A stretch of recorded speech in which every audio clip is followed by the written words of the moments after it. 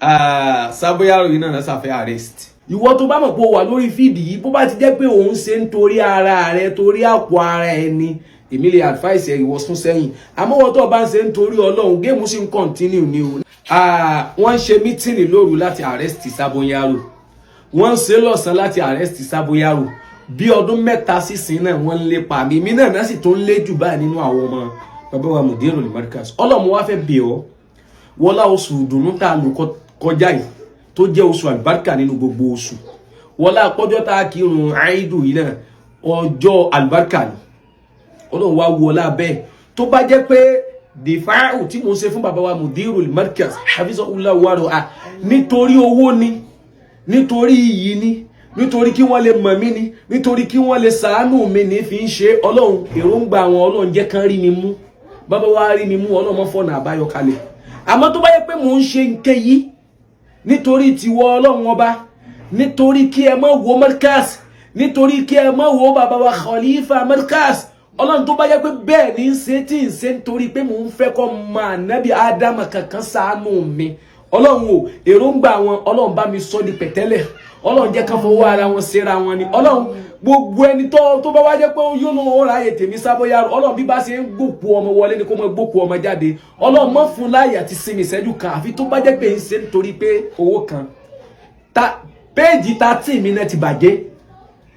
èmi 96,000 followers 30,000 followers 14,000 followers 10,000 followers 7,000 followers 6,000 followers èmi ò sí ríro torí mi ṣe nítorí kó o lè mọ̀ mí orí pé mi ti ẹ̀ mọ̀ nígbà tó yẹ pé mi bá ti sọ Ọlọ́run náà ń gbọ́ so ẹ mẹ́tara yín ẹni tí ó bá mú mi Ìlọrin náà mo wà Ìlọrin náà mo ń gbé ẹ wá gbé mi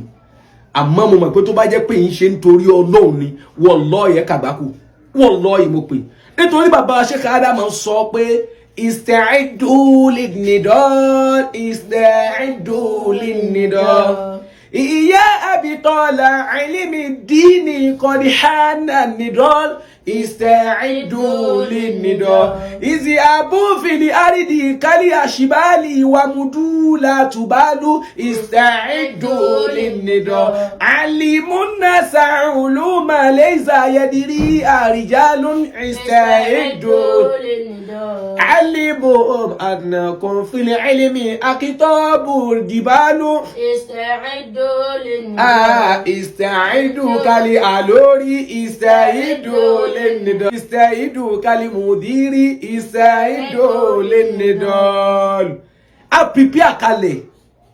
tí àfà ẹni àfà tó bá ka ìkàkùkà tí ò sí nínú Lárúbáwá a máa gbé fídíò rẹ̀ a dẹ̀ sọ fún pé bí wọ́n ṣe ń ka ní pẹ̀lẹ́kọ̀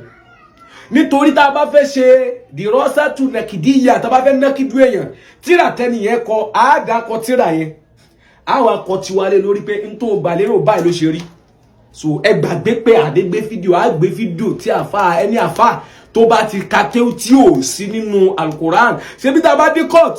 in tó rọrùn ni pé ẹ̀rí ń tẹ́ kàídà ẹ̀rí tí wọ́n ní kò rí kàídà assalamu alaikum warahmatullahi ta'ala wabarakatuh.